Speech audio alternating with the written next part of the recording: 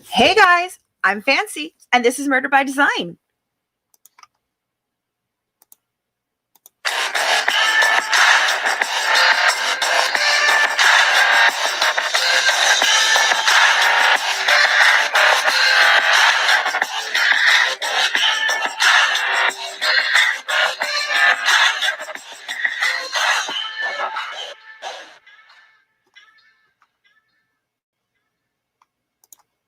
Hey guys, well, welcome back to our channel today. Alrighty, so we're kind of talking about a oldie but goodie. So Christmas Day 1996 is a day etched in any true crime fanatic's mind.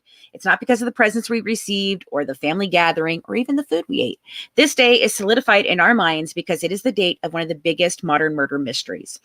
The victim captivated our hearts and minds with her sparkling smile, stunning stunning blonde hair, and her joyful blue eyes. Of course, I'm referring to JonBenet Ramsay. Now, for as long as I have heard about this case, I have been 100% convinced that it was the brother. I mean, that's just what it pointed to for me. And I really felt like that was the way that it went down. I felt it was personally an accident of some sort. And they were fighting and something happened and the parents made a decision to cover it up because I really felt like they had lost one child and they didn't want to lose another to the prison system. So I really believe that's what I have believed for ever and ever, no matter what I've read, no matter everything, I've always believed that. And I think a lot of people share that belief with me. Well, now what if we don't have all the information? Because, this happens a lot in cases, the public only gets what we get. And even a murder trial, they only get the evidence that's presented. There's always evidence that could, maybe other evidence that they don't present, and that's up to the defense to find. But I mean, in this case, there was a certain situation that happened. There was a detective that was Lou Smit, and he did not agree with the mainstream media or the Boulder police's version of the crime. And so he was actually thrown off the case. And he still continued to work it for his whole life until he passed away.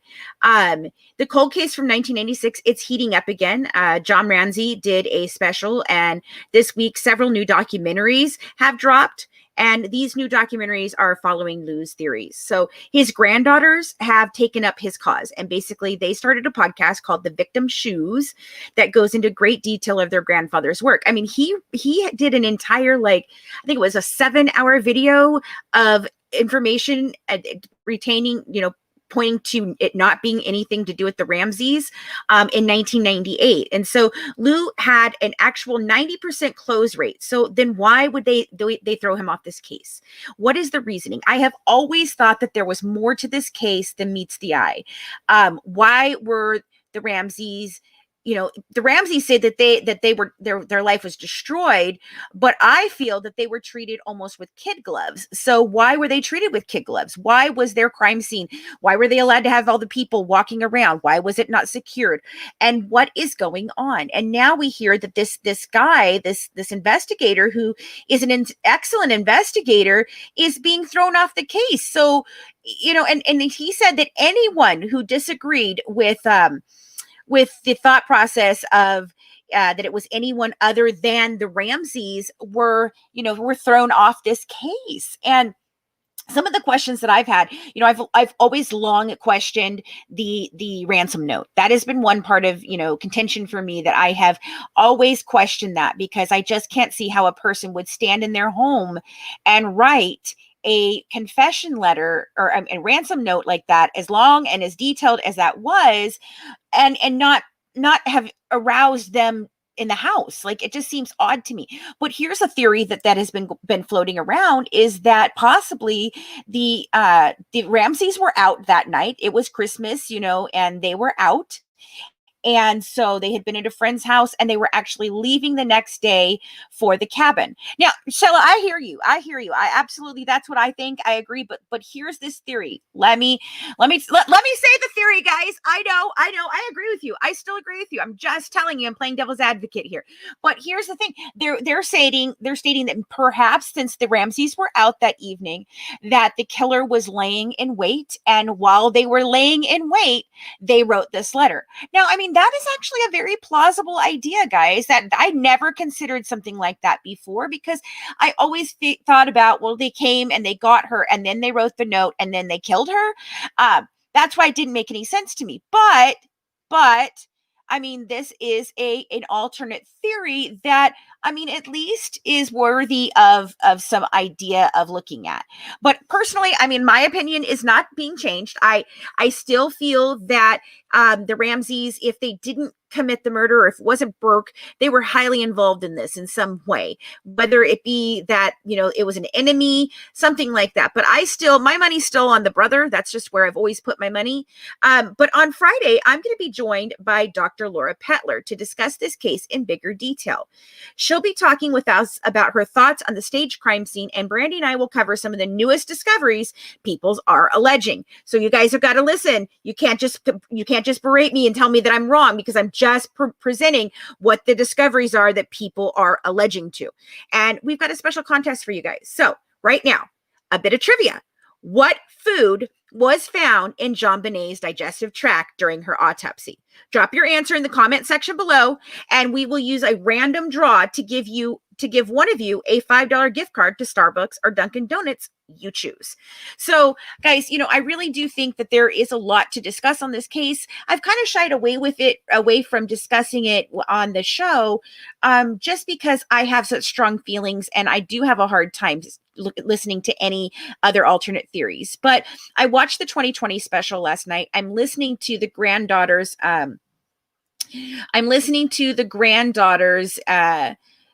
podcast called The Victim's Shoes, and it's pretty good. And I really am interested in finding out with this investigator, at least what his investigation uncovered, you know, what he thought he uncovered.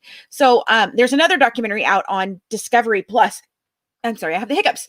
Discovery Plus as well. So, you know, I'm going to check all those out. And on Friday, we'll discuss this case in bigger detail with Brandy and I and Dr. Laura Petler.